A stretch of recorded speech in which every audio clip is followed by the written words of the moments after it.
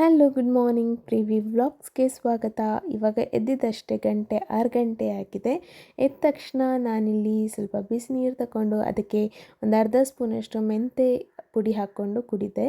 So ಇದೊಂದು ವಾರದಲ್ಲಿ 2 ಸಲ ಕುಡಿತೀನಿ. ಇವಾಗ ಬಾಜಿ ಮಾಡೋದಕ್ಕೆ ಇಲ್ಲಿ ಪೊಟ್ಯಾಟೊ ತಗೊಂಡಿದ್ದೀನಿ. ಹಾಗೆ ಅದರಲ್ಲಿ ಒಂದೆರಡು 3 ಪೀಸ್ ನಾನಿಲ್ಲಿ ಬೀಟ್ರೂಟ್ ಕೂಡ ಹಾಕಿದ್ದೀನಿ. ಯಾಕಂತ ಹೇಳಿದರೆ ಹೇಳ್ತೀನಿ ನೆಕ್ಸ್ಟ್ಗೆ. ಇವಾಗ ಇಲ್ಲಿ ಒಂದು ಪ್ಯಾನ್ಗೆ ಸಾಸಿವೆ, ಆಮೇಲೆ ಕಡಲೆಬೇಳೆ, ಉದ್ದಿನಬೇಳೆ, ಸ್ವಲ್ಪ ಕರಿಡ್ ಲೀವ್ಸ್ ಎಲ್ಲ ಹಾಕಿ ಫ್ರೈ ಮಾಡ್ಕೊಳ್ತಾ ಇದ್ದೀನಿ. ಚೆನ್ನಾಗಿ ಸ್ವಲ್ಪ ಎಣ್ಣೆ ಕೂಡ ಹಾಕಬೇಕು, ಚೆನ್ನಾಗಿ ಫ್ರೈ ಮಾಡಬೇಕು. ಇದು ಫ್ರೈ ಆದ ತಕ್ಷಣ ನಾನಿಲ್ಲಿ ಒಂದೂವರೆ ಆನಿಯನ್ ಹಾಕ್ತಾ ಇದ್ದೀನಿ. ಸಣ್ಣದಾಗಿ ಕಟ್ ಮಾಡ್ಕೊಂಡು ಹಾಕಿದ್ದೀನಿ. ನಾನಿಲ್ಲಿ ಬಾಜಿ ಮಾಡ್ತಿದ್ದೀನಿ, ಚಪಾತಿ ಮತ್ತು ಬಾಜಿ. ಸೊ ಬಾಜಿ ಮಾಡೋದಕ್ಕೆ ಇದು ಆನಿಯನ್ ಹಾಕ್ತಾ ಇದ್ದೇನೆ. ನಾನು ಸಣ್ಣದಾಗಿ ಹೆಚ್ಕೊಂಡು ಹಾಕ್ತೀನಿ. ಆಮೇಲೆ ನಾನಿಲ್ಲಿ ಶುಂಠಿ ಬೆಳ್ಳುಳ್ಳಿ ಪೇಸ್ಟ್ ಕೂಡ ಹಾಕ್ತಾ ಇದ್ದೇನೆ. ಆಮೇಲೆ ರುಚಿಗೆ ತಕ್ಕಷ್ಟು ಉಪ್ಪು. ಬೀಟ್ರೂಟ್ ಬೇಯಿಸ್ಕೊಂಡಿದ್ನಲ್ವ, ಅದನ್ನು ಚೆನ್ನಾಗಿ ಗ್ರೈಂಡ್ ಮಾಡಿಕೊಂಡು ಇಲ್ಲಿ ಗೋಧಿ ಹಿಟ್ಟಿನ ಜೊತೆಗೆ ಕಲಿಸ್ತಾ ಇದ್ದೇನೆ, ಮಿಕ್ಸ್ ಮಾಡ್ತಾ ಇದ್ದೇನೆ. ಇದು ಹೆಲ್ದಿ ಒಂದು ಬ್ರೇಕ್ಫಾಸ್ಟ್ ಅಂತಲೇ ಹೇಳ್ಬೋದು. ಆಮೇಲೆ ಮನೆಯಲ್ಲಿರೋರಿಗೆ ಚಹಾ ಕೂಡ ಇಟ್ಟಿದ್ದಾಯಿತು. ಸೊ ಇವಾಗ ಚಪಾತಿ ಮಾಡಿದ್ನಲ್ವ, ಚಪಾತಿ ನಂದಿಲ್ಲಿ ರೌಂಡಾಗಿ ಬರಲ್ಲ, ಯಾಕಂದರೆ ಅಷ್ಟಾಗಿ ಕ್ಲೀನಾಗಿ ಗೊತ್ತಿಲ್ಲ ಚಪಾತಿ ಮಾಡೋದಕ್ಕೆ. ನನಗೆ ಎಷ್ಟು ಗೊತ್ತಿದೆ ಅದನ್ನು ಮಾಡ್ತಿದ್ದೀನಿ. ನೋಡಿ ಯಾವ ಶೇಪಲ್ಲಿ ಬಂದಿದೆ, ಬಟ್ ಚೆನ್ನಾಗಿತ್ತು. ಆಮೇಲೆ ಬಾಜಿ ಕೂಡ ಟೇಸ್ಟಿಯಾಗಿತ್ತು. ಇಲ್ಲಿ ನಾನು ಮಕ್ಕಳಿಗೆ ತಿಂಡಿ ಮಾಡ್ತಿದ್ದೇನೆ. ಹಾಗಾಗಿ ಒಂದು ಬೌಲ್ನಷ್ಟು ಅಕ್ಕಿ ಹಿಟ್ಟು, ಒಂದು 3-4 ಸ್ಪೂನಷ್ಟು ಬಾಂಬೆ ರವೆ, ಆಮೇಲೆ ಒಂದೂವರೆ ಸ್ಪೂನಷ್ಟು ಇಲ್ಲಿ ಬಿಳಿ ಎಳ್ಳನ್ನು ನಾನು ತಗೊಂಡಿದ್ದೇನೆ. ಮತ್ತೊಂದು ಸೈಡ್ನಲ್ಲಿ ಇಲ್ಲಿ ನಾನು ಹುರಿದು ಸಿಪ್ಪೆ ತೆಗೆದಂತಹ ನೆಲಕಡಲೆ, ಆಮೇಲೆ ಹುರಿಕಡಲೆ ಬೇಳೆ ಇರುತ್ತಲ್ಲ ಅದು, ಆಮೇಲೆ ಕರಿಡ್ ಲೀವ್ಸ್, ಆಮೇಲೆ ಫ್ರೈ ಮಾಡಿದಂತಹ ಬ್ಯಾಡಗಿ ಮೆಣಸು, ಆಮೇಲೆ ಹುರಿಕಡಲೆ, ಆಮೇಲೆ ನಮ್ಮದು ಕರಿಡ್ ಲೀವ್ಸನ್ನು ಒಟ್ಟಿಗೆ ಫ್ರೈ ಮಾಡಿದರೆ ಆಯಿತು. ಆಮೇಲೆ ಇಲ್ಲಿ ನಾನು ಕೊತ್ತಂಬರಿ ಸೊಪ್ಪು, ಸ್ವಲ್ಪ ಜೀರಿಗೆ, ಆಮೇಲೆ ಇಂಗು ಇಷ್ಟನ್ನು ತಗೊಂಡಿದ್ದೇನೆ. ನಂತರ ಒಂದು 3 ಸ್ಪೂನಷ್ಟು ಮೈದಾ ಹಿಟ್ಟನ್ನು ಕೂಡ ತಗೊಂಡಿದ್ದೀನಿ ನಾನಿಲ್ಲಿ. ಇವಾಗ ನಾನಿಲ್ಲಿ ತೋರಿಸ್ತಿದ್ನಲ್ವ, ನೆಲಕಡಲೆ, ಹುರಿಕಡಲೆ, ಮೆಣಸು, ಆಮೇಲೆ ಕರಿಡ್ ಲೀವ್ಸ್ ಎಲ್ಲ, ಅದನ್ನು ಒಂದು ಮಿಕ್ಸಿ ಗ್ರೈಂಡರ್ಗೆ ಹಾಕಿ ರಫಾಗಿ ನಾವಿಲ್ಲಿ ಗ್ರೈಂಡ್ ಮಾಡಬೇಕು. ಇವಾಗ ಇದರ ಜೊತೆಗೆ ಸ್ವಲ್ಪ ಕೊತ್ತಂಬರಿ ಸೊಪ್ಪು, ಆಮೇಲೆ ಜೀರಿಗೆ ಇದನ್ನು ಕೂಡ ಹಾಕಬೇಕು. ಹಾಕಿ ರಫಾಗಿ ಗ್ರೈಂಡ್ ಮಾಡಬೇಕು. ಯಾಕಂತ ಹೇಳಿದರೆ ಇದು ತರಿಯಾಗಿರಬೇಕು. ನಾವು ಏನು ತಿಂಡಿ ಮಾಡ್ತಿದ್ದೇವೆ ಅಂತ ಹೇಳಿದರೆ ನಿಪ್ಪಟ್ಟು ಮಾಡ್ತಿದ್ದೇವೆ, ಅದರಲ್ಲಿ ಸ್ವಲ್ಪ ರಫಾಗಿ ಸಿಕ್ಕಿದರೆ ತಿನ್ನಬೇಕಾದ್ರೆ ಚೆನ್ನಾಗಿ ಅನಿಸುತ್ತೆ. ನೋಡಿ ಈ ರೀತಿ ಈ ಹದಕ್ಕೆ ಬರಬೇಕು. ಆನಂತರ ಅದಕ್ಕೆ ನಾವಿಲ್ಲಿ ಬಿಳಿ ಎಳ್ಳು, ಆಮೇಲೆ ರವೆ ಹಾಕಿದ್ವಿ.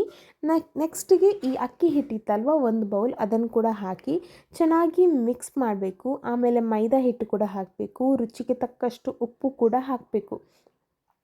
ಉಪ್ಪು ಇಲ್ಲಿ ನೋಡ್ಕೊಂಡು ಹಾಕಿ, ತುಂಬ ಜಾಸ್ತಿ ಹಾಕೋದು ಬೇಡ, ಹದ ನೋಡ್ಕೊಂಡು ಹಾಕಿ. ಯಾಕಂತ ಹೇಳಿದರೆ ಉಪ್ಪು ಸರಿಯಾಗಿದ್ದರೆ ಈ ತಿಂಡಿ ತುಂಬಾ ಚೆನ್ನಾಗಿರುತ್ತೆ, ಅದಕ್ಕೋಸ್ಕರ. ಆಮೇಲೆ ಇಲ್ಲಿ ನಾನು ಅದನ್ನು ಚೆನ್ನಾಗಿ ಮಿಕ್ಸ್ ಮಾಡ್ತಾ ಇದ್ದೇನೆ.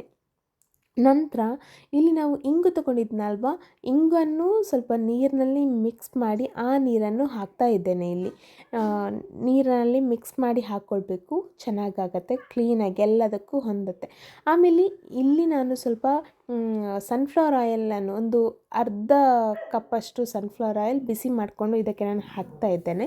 ನೋಡಿ ಹೀಗೆ ನೊರೆ ಬರಬೇಕು, ಆವಾಗ ಕರೆಕ್ಟಾಗಿದೆ ಅಂತ ಅರ್ಥ. ತುಂಬ ಬಿಸಿಯಾಗಿದ್ದನ್ನು ಇಲ್ಲಿ ನಾನು ಹಾಕ್ತಾ ಇದ್ದೇನೆ.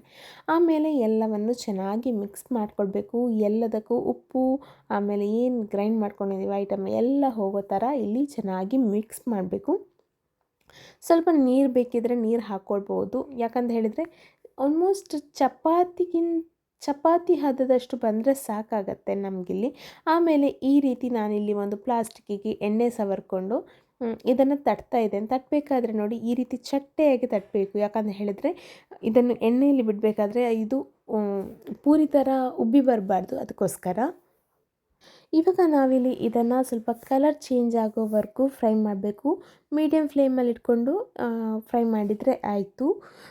ಏನಂತ ಹೇಳಿದರೆ ನಾನು ತುಂಬ ಮಾಡಿದ್ದೆ, ಬಟ್ ನನಗೆ ವೀಡಿಯೋ ತೆಗಿಲಿಕ್ಕೆ ಮರ್ತೋಗಿತ್ತು. ಇದು ಲಾಸ್ಟಲ್ಲಿ ಸ್ವಲ್ಪ ಉಳಿದಿತ್ತು, ಅದರದ್ದು ಇವಾಗ ನಾನು ಇಲ್ಲಿ ತೋರಿಸ್ತಾ ಇದ್ದೇನೆ. ನೋಡಿ ಎಷ್ಟು ಕ್ರಿಸ್ಪಿಯಾಗಿ ಬಂದಿದೆ ಅಂತ ಹೇಳಿ. ಮನೆಯಲ್ಲಿ ಎಲ್ರಿಗೂ ತುಂಬ ಇಷ್ಟ ಆಯಿತು. ಅದರ ಜೊತೆ ನಾನು ಸ್ವಲ್ಪ ಇಲ್ಲಿ ಚಕ್ಕುಲಿ ಕೂಡ ಮಾಡಿದ್ದೆ, ಅದರ ಹಿಟ್ಟು ಉಳಿದಿತ್ತು. ಸೊ ಹಾಗಾಗಿ ಚಕ್ಕುಲಿ ಕೂಡ ಮಾಡಿದ್ದೆ. ನನಗೆ ಮರ್ತೋಯ್ತು ವೀಡಿಯೋ ಮಾಡೋಕ್ಕೆ, ಸೊ ಲಾಸ್ಟಲ್ಲಿ ಮಾಡ್ತಿದ್ದೇನೆ. ನಾನಿಲ್ಲಿ ಮಧ್ಯಾಹ್ನದ ಊಟಕ್ಕೆ ರೆಡಿ ಮಾಡ್ತಿದ್ದೇನೆ. ಸೊ ಇಲ್ಲಿ ಹೆಸರುಕಾಳು, ಟೊಮ್ಯಾಟೊ, ಈರುಳ್ಳಿ, ಹಸಿಮೆಣಸಿನಕಾಯಿ ಹಾಕಿ ಸ್ವಲ್ಪ ಉಪ್ಪು ಹಾಕಿ ಕುಕ್ಕರ್ನಲ್ಲಿಟ್ಟು ಒಂದು 3 ವಿಸಿಲ್ ಹೊಡಿಸಬೇಕು. ಸೊ ಆವಾಗ ಇದು ತುಂಬಾ ಸಾಫ್ಟ್ ಆಗುತ್ತೆ. ಯಾಕಂತ ಹೇಳಿದರೆ ನನಗೆ ಹೆಸರು ಕಾಳನ್ನು ನೀರಲ್ಲಿ ಹಾಕೋದಕ್ಕೆ ಮರ್ತೋಗಿತ್ತು. ಸೊ ಹಾಗಾಗಿ ಒಂದು 2 ಗಂಟೆ ಮುಂಚೆ ಬಿಸಿ ನೀರಲ್ಲಿ ಹಾಕಿದ್ದೆ. ಸೊ ಹಾಗಾಗಿ 3 ವಿಸಿಲ್ ಬೇಕಾಗುತ್ತೆ. ಆಮೇಲೆ ನಿಮ್ಮ ಹತ್ರ ಯಾವುದು ಸಾರಿನ ಪುಡಿ ಇದ್ದರೆ ಅದನ್ನು ಸ್ವಲ್ಪ ಹಾಕಿ, ನಂತರ ಅದಕ್ಕೆ ಸ್ವಲ್ಪ ಕೊತ್ತಂಬರಿ ಸೊಪ್ಪು ಹಾಕಿ ಲಾಸ್ಟ್ಗೊಂದು ಒಗ್ಗರಣೆ ಕೊಟ್ಟರೆ ಇಲ್ಲಿ ಸೂಪರ್ ಡೂಪರ್ ಹೆಸರು ಕಾಳಿದ್ದು ಸಾರು ರೆಡಿ ಆಗುತ್ತೆ. ಆಮೇಲೆ ಇಲ್ಲಿ ನಾನು ವೈಟ್ ರೈಸ್ ಮಾಡಿದ್ದೆ. ನಂತರ ನಾನಿಲ್ಲಿ ನಮ್ಮದು ಫೇವ್ರೇಟ್, ನಮ್ಮ ಮಕ್ಕಳಿಗೂ ಕೂಡ favourite potato fry. So potato fry ಕೂಡ ಮಾಡ್ತಾಯಿದ್ದೇನೆ. ಆಮೇಲೆ ಇಲ್ಲಿ ನಾನು ಸಾರಿಗೆ ಒಗ್ಗರಣೆ ಹಾಕ್ತಾಯಿದ್ದೇನೆ. ಸಿಂಪಲ್ಲಾಗಿ ಒಂದು ಒಗ್ಗರಣೆ ಅಷ್ಟೇ, ಸ್ವಲ್ಪ ಟೇಸ್ಟಿಯಾಗಿರುತ್ತೆ ಅಂತ ಹೇಳಿ.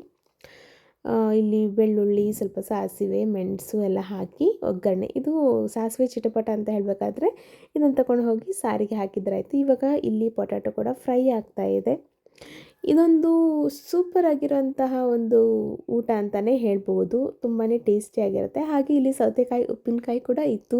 ತುಂಬಾ ಟೇಸ್ಟಿಯಾದ ಊಟ ಮಧ್ಯಾಹ್ನದಲ್ಲಿ ಆಯಿತು. ನಂತರ ನಾನಿಲ್ಲಿ ಸ್ವಲ್ಪ ತಲೆಗೆ ಮುಖಕ್ಕೆಲ್ಲ ಎಣ್ಣೆ ಹಚ್ಕೊಂಡು ಸ್ನಾನ ಮಾಡಲಿಕ್ಕಂತ ಹೋಗೋಕ್ಕಿಂತ ಮುಂಚೆ ನಾನಿಲ್ಲಿ ಮಗಳದ್ದು ಬುಕ್ಸ್ ಎಲ್ಲ ಬಂದಿತ್ತು ಸ್ಕೂಲ್ದು, ಹಾಗಾಗಿ ಅದಕ್ಕೆ ಬೈಂಡ್ ಹಾಕ್ತಾ ಇದ್ದೇನೆ. ಅದೇ ಒಂದು ದೊಡ್ಡ ಕೆಲಸ. ಅಷ್ಟೊತ್ತಿಗೆ ನಮ್ಮ ಮನೆಗೆ ನೆಂಟರು ಬಂದರು. ಪ್ರೀತುನ ಕಸಿನ್ ಅಕ್ಕನ ಮಕ್ಕಳೆಲ್ಲ.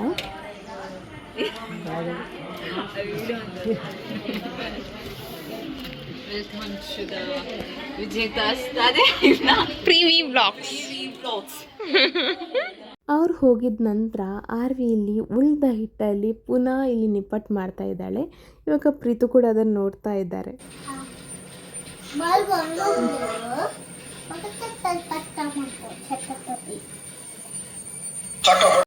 ಇಷ್ಟೆಲ್ಲ ಆಗೋ ಹೊತ್ತಿಗೆ 6 ಗಂಟೆ ಆಗಿದೆ ಸಂಜೆ.